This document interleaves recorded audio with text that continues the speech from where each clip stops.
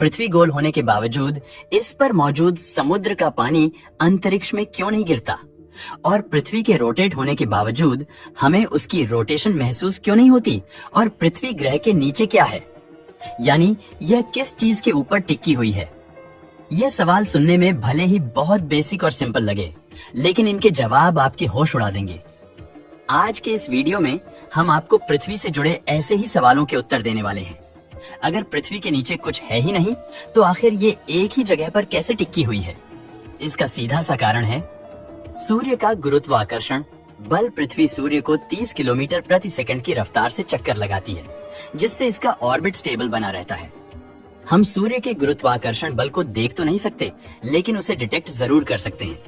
सौर मंडल में मौजूद हर ऑब्जेक्ट इसी गुरुत्वाकर्षण बल की वजह से अपनी जगह पर टिका हुआ है। अगर आप पृथ्वी के नीचे जाने की कोशिश करेंगे तो आपको सिर्फ खाली स्पेस मिलेगा। हालांकि बहुत लंबे समय तक चलने के बाद आपको कुछ तारे और आकाश गंगाएं भी दिखाई देने लगेंगी, जो पृथ्वी से करोड़ों प्रकाश वर्ष की दूरी पर मौजूद है। पृथ्वी अपनी एक्सिस पर क्यों घूमती है और ये सूर्य का चक्कर क्यों लगाती है? ये सवाल सुनने में भले ही बहुत मामूली लग सकता है, लेकिन इसका जवाब बहुत ही इंटरेस्टिंग है। आप में से कई लोगों का यह मानना होगा कि पृथ्वी सूर्य का चक्कर ग्रेविटेशनल फोर्स की वजह से लगाती है, जो बिल्कुल सही बात है। लेकिन हमारा सवाल इससे भी थोड़ा डीप है। आखिर हमारी पृथ्वी ने सूर्य का चक्कर लगाना शुरू ही क्यों किया था? इस सवाल का उत्तर जानने के लिए हमें सौर मंडल के शुरुआती समय में जाना पड़ेगा, जब हमारे सौर मंडल की जगह एक बहुत बड़ा धूल और गैस से बना हुआ बादल मौजूद हुआ करता था, जिससे वैज्ञानिक सोलर नेबुला के नाम से बुलाते हैं। इस सोलर नेबुला के केंद्र में कुछ गतिविधियां हो रही थी, जो आगे चलकर हमारे सूर्य के निर्माण का कारण बनने वाली थी। केंद्र का गुरुत्वाकर्षण ज्यादा होने की वजह से धीरे धीरे वहां मैटर कलेक्ट होना शुरू हो गया और उस बादल के केंद्र की डेंसिटी बढ़ने लगी, और एंगुलर मोमेंटम को कंजर्व करने के लिए बादल का केंद्र अपनी ही एक्सिस पर रोटेट करने लगा। एंगुलर मोमेंटम अगर आपको नहीं पता तो बता दूं कि एंगुलर मोमेंटम किसी भी घूमते हुए ऑब्जेक्ट के मोमेंटम को कहते हैं।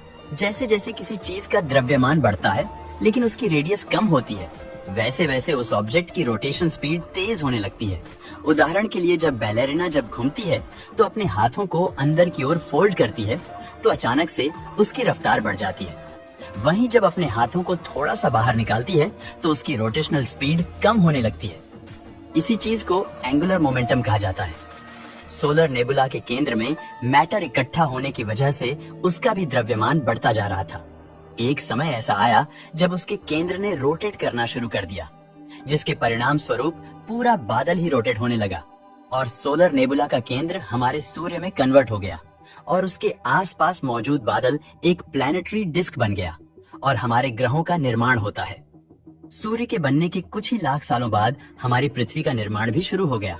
अब क्योंकि इसका निर्माण घूमती हुई प्लैनेटरी डिस्क से हुआ था, इसलिए ये भी सूर्य का चक्कर लगाने लगी।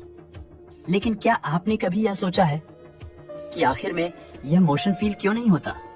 पृथ्वी 30 किलोमीटर प्रति सेकंड की रफ्तार से अंतरिक्ष में आगे बढ़ रही है, लेकिन इतनी तेज मूव करने के बावजूद हमें इसकी गति का जरा सा भी अंदाजा नहीं लग पाता। आखिर ऐसा क्यों है?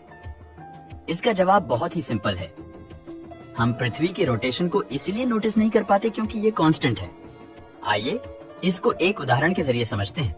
मान लीजिए आप एक बस में बैठे हैं जो एक बहुत ही स्मूथ रोड पर चल रही है। उस बस की खिड़कियां पर्दों से बंद है, और अगर आपको इस बात की जानकारी ना दी जाए कि वह बस चल रही है, तो आप कभी यह पता नहीं लगा पाएंगे कि आप एक मूविंग बस में हैं।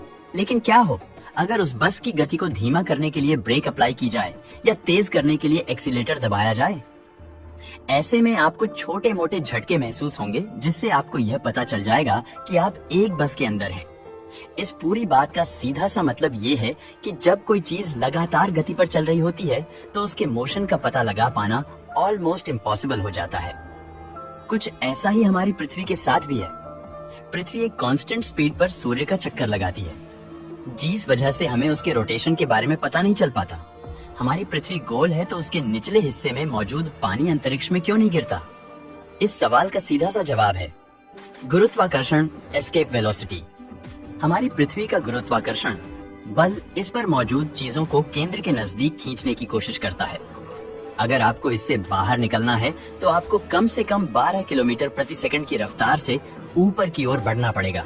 जब भी किसी रॉकेट या स्पेसक्राफ्ट को अंतरिक्ष में लॉन्च किया जाता है तो उसकी रफ्तार 12 किलोमीटर से ज्यादा ही रखी जाती है, ताकि पृथ्वी से बाहर निकलने में कोई भी परेशानी ना हो।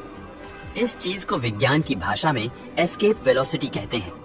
पृथ्वी पर मौजूद समुद्र इसकी सतह से चिपके हुए हैं, जिस वजह से इन पर बहुत भारी मात्रा में गुरुत्वाकर्षण बल अप्लाई होता है।